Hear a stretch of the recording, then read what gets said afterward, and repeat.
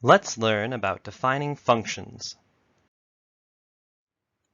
You can create your own functions in Python. In fact, this is one of the more powerful features of programming, the ability to create your own functions. There are two major pragmatic advantages of functions. First, they allow us to reuse a chunk of code in multiple places. Second, they allow us to debug a chunk of code in isolation from the rest of the program. To create a new function, you use the def keyword, which stands for define. You write def, the name of the function, in open parentheses, each of the parameters separated by commas, a closed parentheses, a dash, and with a greater sign next to it, the return type of the function, and a colon. The parameters need their variable names, a colon, and the parameter type. This entire line is called the header. When you call a function, you are executing the code stored in the body of the function. Everything inside the body should be indented 4 spaces. In the block version, this is shown visually with a bar on the left. The body can be 1 or more lines long. In other words, it cannot be empty. Sometimes we want to define a function without writing its body just yet. We use a special statement named pass to fill in the body until we're ready to write it. Pass is a very special statement. It does absolutely nothing but take up space. If we didn't put the word pass there, Python would crash with a syntax error. A number of statements in Python require colons at the end.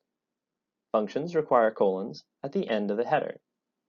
One of the most common mistakes people will make is to forget the colon. Naming a function is just like naming a variable. The same rules even apply. You may only use letters, numbers, and underscores, and it cannot start with a number. Choose the name of the function based on what it does at a high level. Typically, it should be a verb. After you've defined a function, you can use it. Again, we combine the name of the function with parentheses. When you define a function, you can choose to add in parameters.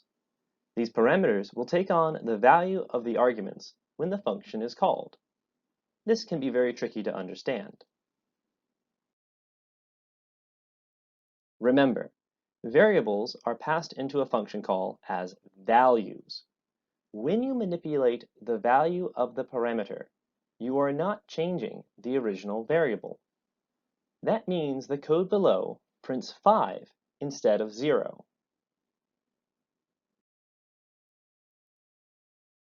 In modern Python, we can optionally specify the type of each parameter.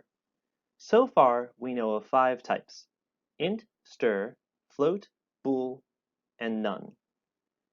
Anytime you call that function, the arguments must match the type of the parameter.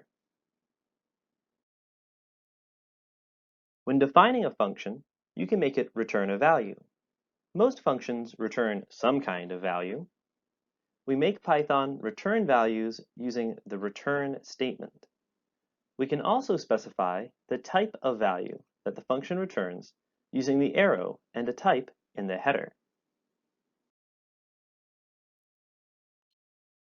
When your function returns something, the calling block will change its shape. This connects to the earlier ideas about expressions and statements. When it comes to functions, returning values make functions behave as expressions instead of statements. Return statements can only be placed inside of a function definition. It is impossible to have a return outside of a function. Any attempt to do so will give you an error message. Printing and returning are two very different things, although that may seem confusing. Printing is how we write stuff to the console, while returning is used to get data out of functions. When you return a value, you might store it in a variable and use it later or as part of an expression. The print function does not return anything. Instead, by default, it returns the special value none, just like any other function that doesn't return a value.